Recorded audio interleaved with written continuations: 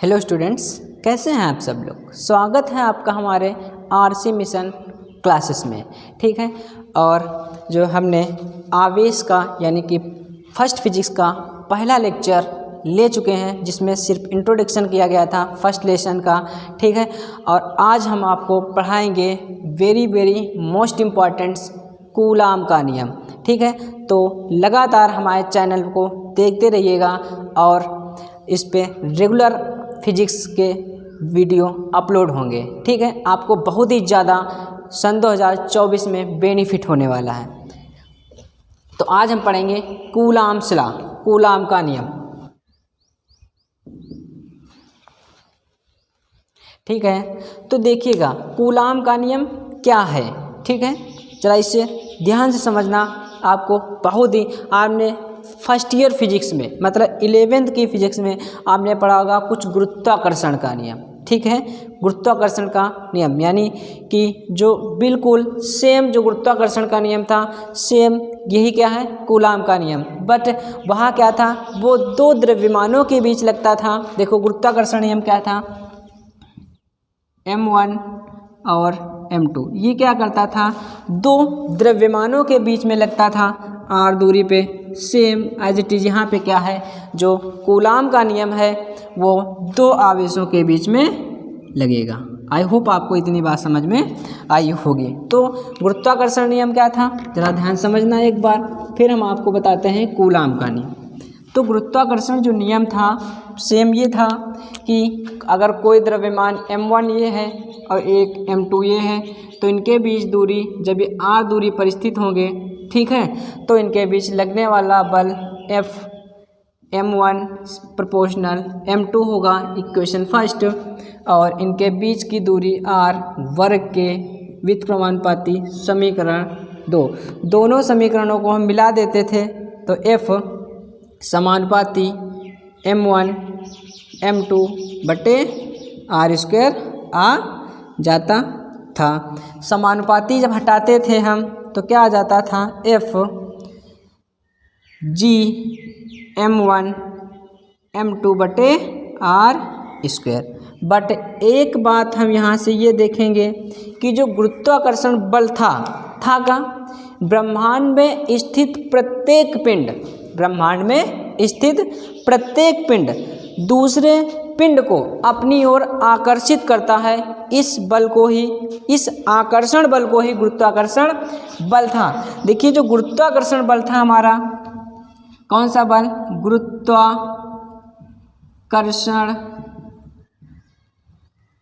जो बल था, ग्रेविटेशनल फोर्स जो था हमारा, वो सिर्फ और सिर्फ आकर्षण था। कौन सा बल था, आकर्षण बल।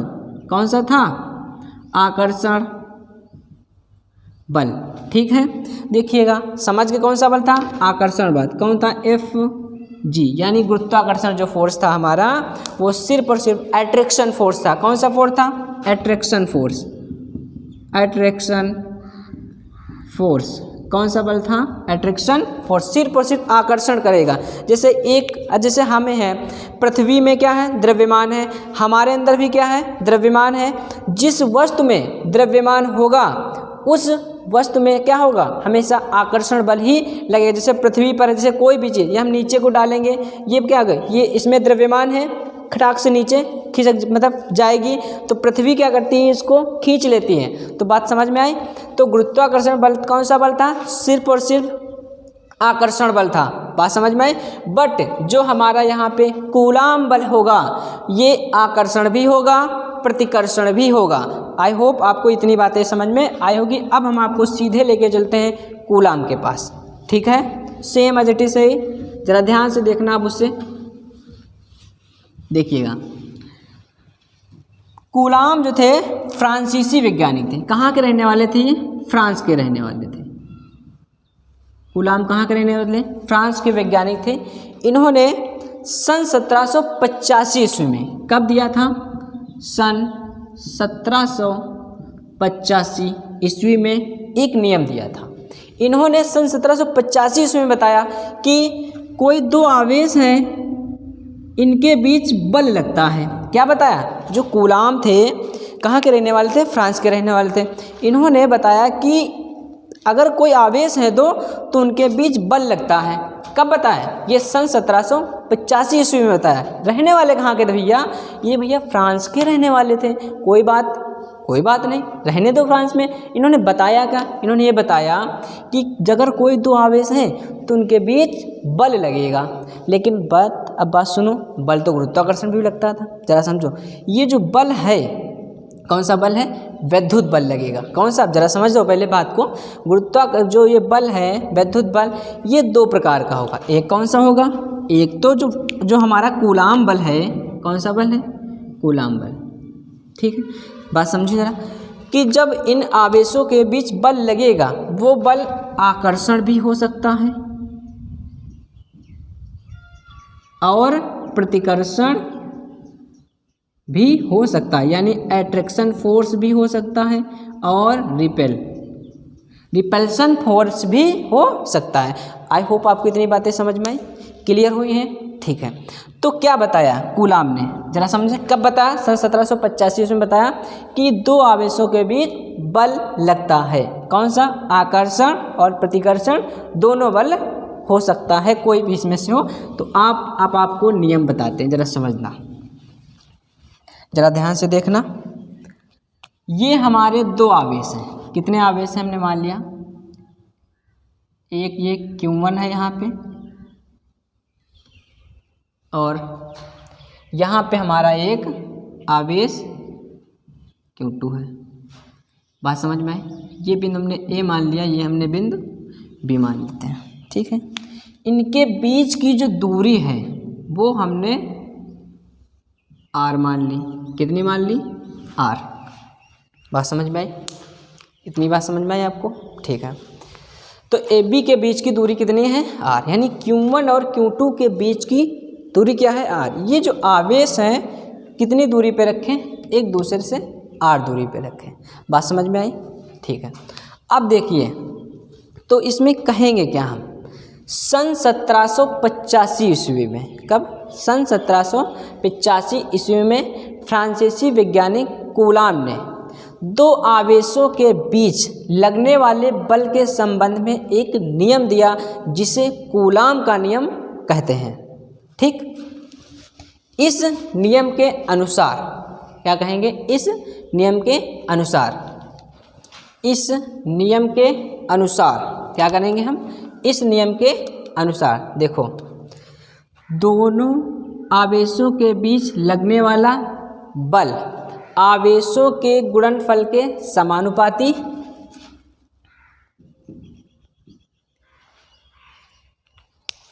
देखो, आवेशों के बीच लगने वाला बल उनके गुणनफल के समानुपाती होता है। यानी कहने का मतलब ये है कि QF समानुपाती Q1 Q2 समीकरण 1 बना लेंगे। बात समझ में आई? अब देखिएगा दूसरा पॉइंट, इन्होंने ये पहला पॉइंट बताया था। दूसरा पॉइंट क्या था इनका? कि दोनों आवेशों के बीच की दूरी के R के वर्ग के व्युत्क्रमानुपाती होता है। कहने का मतलब क्या है? तो क्या बताया था कि उनके बीच की दूरी के वर्ग के व्युत्क्रमानुपाती होता है। तो ठीक है, F समानुपाती मतलब व्युत्क्रमानुपाती R² समीकरण 2 बना लिया। आई होप आपको इतनी बात समझ में आई होगी। समीकरण 1 व 2 को मिलाने पर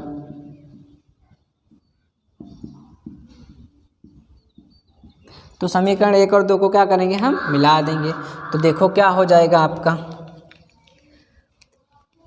F समानुपाती Q1 Q2 बटे R²। ठीक है, अब हम क्या करेंगे? समानुपाती हटाएंगे और नियतांक लगाएंगे। तो क्या हो जाएगा हमारा? F बराबर के Q1 Q2 बटे R²। ये हमारा आ जाएगा क्या, फार्मूला। ठीक है, इतनी बात समझ में आई। अब देखिएगा, ये हो गया तुम्हारा फार्मूला। अब हमको करना क्या है, इसमें समानुपाती हटाएंगे, नियतांक को लगाएंगे। ठीक है, तो देखिएगा, जहाँ के समानुपाती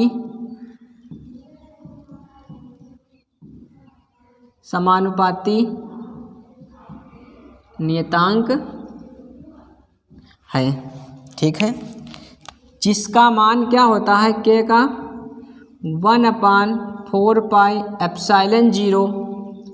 ठीक है, क्या होता है ये। और अब क्या करेंगे, हम इसका मान यहाँ पे रख देंगे इस फार्मूले की जगह पे। तो देखो क्या हो जाएगा, F समानुपाती मतलब बराबर के की जगह पे क्या रख देंगे, 1/4 पाई एप्सिलॉन 0 रख दो यहाँ पे। तो 1/4 पाई एप्सिलॉन 0 Q1 Q2 बटे R²। ये हमारा क्या आ जाएगा, फार्मूला किसका, कूलाम का बल, या ठीक है, या वैद्युत बल इसे कहते हैं। आई होप आपको इतनी बात समझ में आई होगी। अब देखिए, इसमें हमारी एक बात और है, इसमें तुमको कुछ नई चीज़ें रख लेंगे। चलो 4 तो आपको पता है, पाई भी पता है, एप्सिलॉन 0 क्या है। देखो जो एप्सिलॉन 0 है, एप्सिलॉन 0 है, इसे कहते हैं निर्वात की वैद्युतशीलता। ये क्या है, निर्वात की वैद्युतशीलता। इसका मान कितना होता है, एप्सिलॉन 0 का 8.85 × 10⁻⁻12। अब देखिए, हमें इसका मात्रक निकालना है। क्या करना है इसका, देखिए इसका हमें मात्रक निकालना है। तो एप्सिलॉन 0 का मात्रक कैसे निकालोगे, जरा समझो मेरी बात को। देखो एप्सिलॉन, जरा यहीं से हम इसको हल करेंगे, देखो। ठीक है, एप्सिलॉन 0 इधर आ जाएगा और बल कहाँ आ जाएगा, नीचे आ जाएगा। ज़रा समझना मेरी बात को। या तो अभी ऐसा करते हैं, इसका एप्सिलॉन 0 चलो इधर भेजो, एप्सिलॉन 0 को यहाँ पे गया, तो एप्सिलॉन 0 बराबर हो जाएगा 1/4 पाई F, यहाँ पे आ गया गुणे में, ये इधर चला गया, Q1 Q2 बटे R²। अब देखिए 4 पाई से मतलब नहीं, Q1 Q2 का जो मान है, Q1 का मतलब आवेश, आवेश का मात्रक क्या होता है, कूलाम। क्या होता है, कूलाम। और 1 कूलाम 2 कूलाम है यहाँ पे। ठीक है, तो क्या हो जाएगा, 1 कूलाम मतलब कूलाम इंटू कूलाम, और बल का मात्रा होता है न्यूटन, और ये दूरी है तो दूरी का मात्रा क्या हो जाएगा, मीटर स्क्वायर। तो ये हो जाएगा कूलाम स्क्वायर प्रति न्यूटन मीटर स्क्वायर। तो इसका मात्रा क्या हो जाएगा, कूलाम स्क्वायर प्रति newton metre square. I hope आपको इतनी बात समझ में आई होगी। ठीक है, अब देखिएगा, ये इसका इतना मान हो गया। एप्सिलॉन 0 भी आपको पता हो गई, नहीं क्या है, निर्वात की वैद्युतशीलता। इसका मान क्या होता है, 8.85 × 10⁻⁻12 कूलाम स्क्वायर प्रति न्यूटन मीटर स्क्वायर। अब देखिएगा, इसमें तुमको क्या करना है, थोड़ा सा अब हम इसको ज़रा इरेज करते हैं।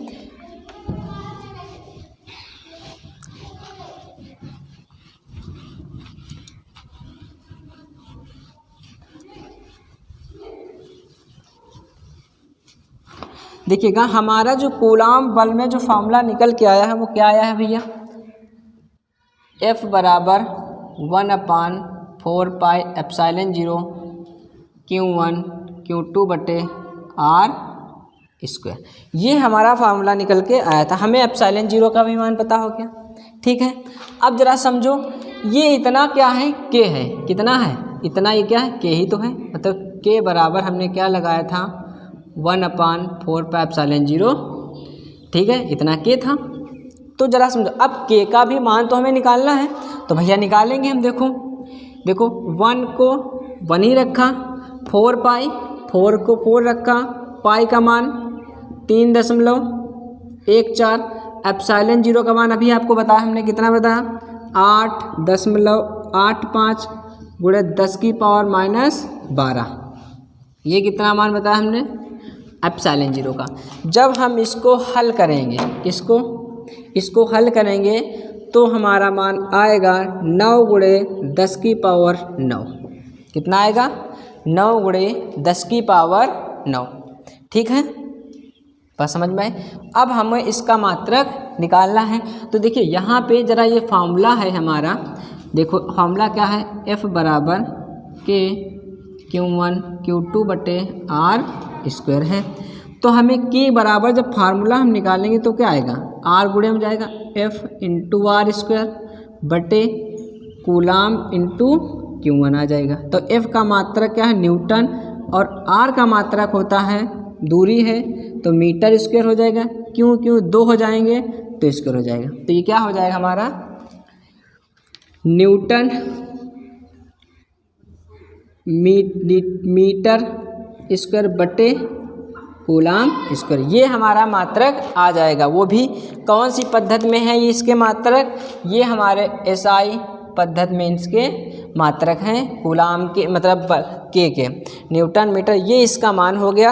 आई होप आपको इतनी बात समझ में आई होगी। ठीक है, अब जरा समझना हमारी एक बात और हम आपको बताते हैं थोड़ा। तो ये कूलाम का नियम हो गया आपका।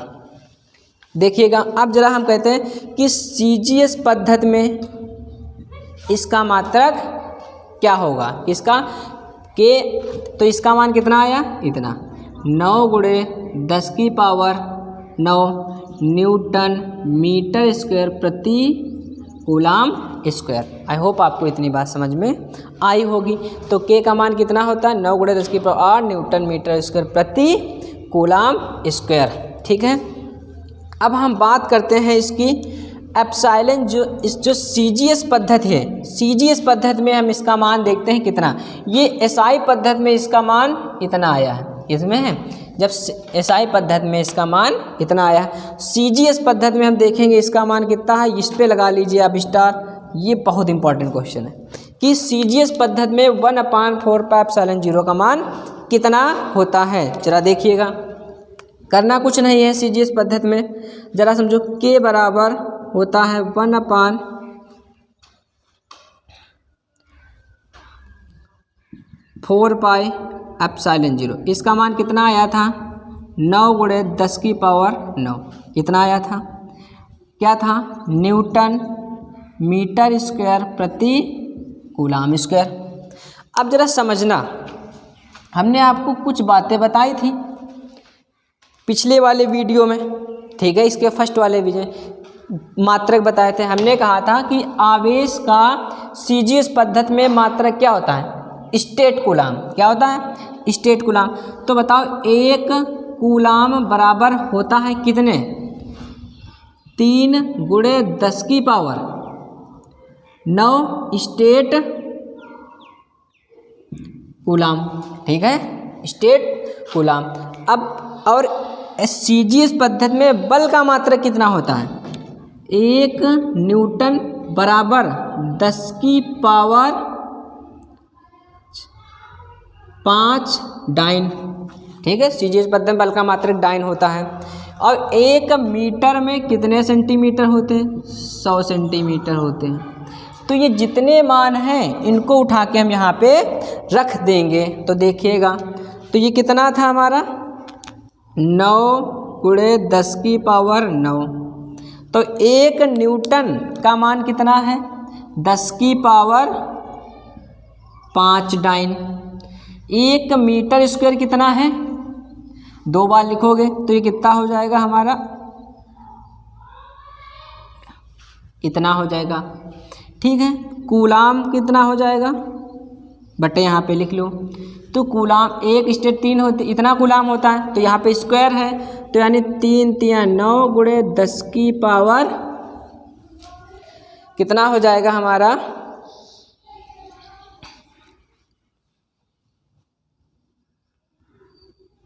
9।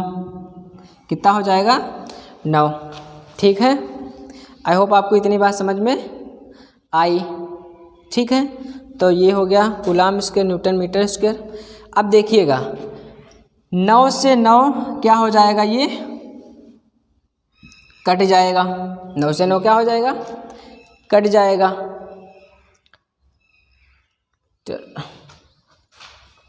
1 मीटर 4 मीटर 100 ही है, 10 की पावर 5 हो गया। 9 से पावर से ये पावर कट जाएगा 5 से।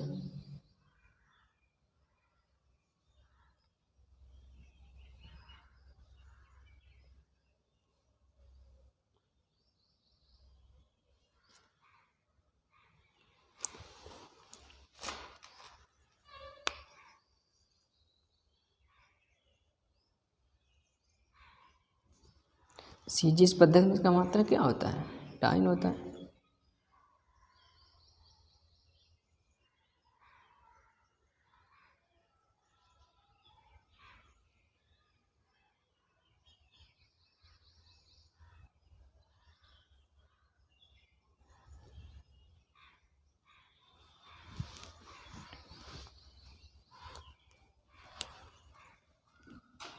देखिएगा, तो हमें क्या करना है, अब इसके मान यहाँ पे इसमें रख देना है। तो रखो आके, तो 1/9 गुणे 10 की पावर 9 गुणा लगाओ। 1 न्यूटन का मान कितना है, 10 की पावर 5 डाइन, ठीक है। मीटर स्क्वायर, 1 मीटर में 100 सेंटीमीटर, ये कितने हो जाएंगे, 100 2 बार है तो 100 गुणे 100 हो गया। 2 बार है तो देखिएगा 2 बार लिखोगे तो 3 गुणे 10 की पावर 9 और 3 गुणे 10 की पावर 9। मोस्ट इम्पॉर्टेंट है ये। 3 तियाँ 9 हो जाएगा, ठीक है। तो 3 तियाँ 9, ये कट गया। 1 9 से 1 पावर इसकी कट गई, ठीक है। अब देखिए 5 ये है, 2 2 2 4, 5 4 9 हो जाएगा, जिससे ये सब कट जाएगा। तो बचा कितना आ गया हमारा, 1। कितना आ गया, 1 आ गया। तो बचा कितना भैया, 1 मात्रक। न्यूटन कहाँ में बदल गया, डाइन, तो ये हो गया डाइन। मीटर कहाँ में बदल गया, सेंटीमीटर स्क्वायर। अब ये क्या बन गया, स्टेट कूलाम स्क्वायर। तो सीजीएस पद्धति में के का मान कितना होता है, 1 डाइन सेंटीमीटर स्क्वायर प्रति स्टेट कूलाम स्क्वायर। ये हो गया आपका वेरी वेरी मोस्ट इम्पॉर्टेंट, ठीक है। आई होप आपको ये इतनी बातें समझ में आई होंगी। अब हम आपको थोड़ी सी और बातें इसमें बताते हैं जो बहुत ही ज़्यादा आपको इंटर में हेल्प करने वाली हैं, तो देखिएगा।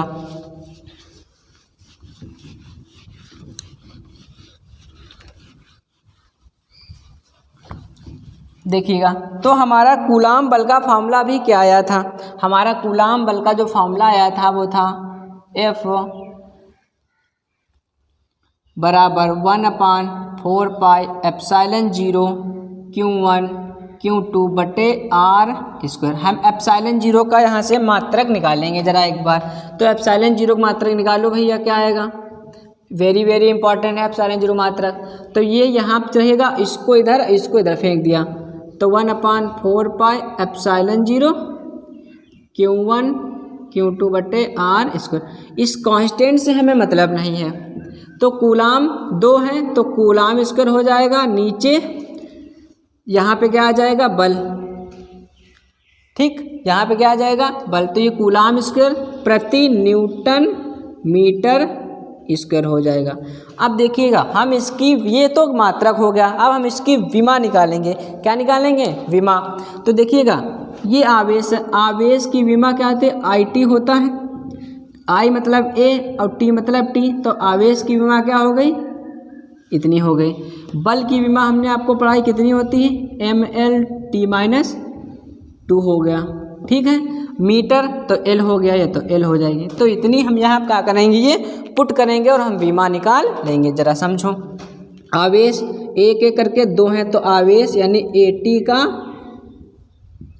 होल स्क्वायर हो जाएगा। नीचे आ जाओ, बल है, बल को इसे लिख दिया, तो mL/T-2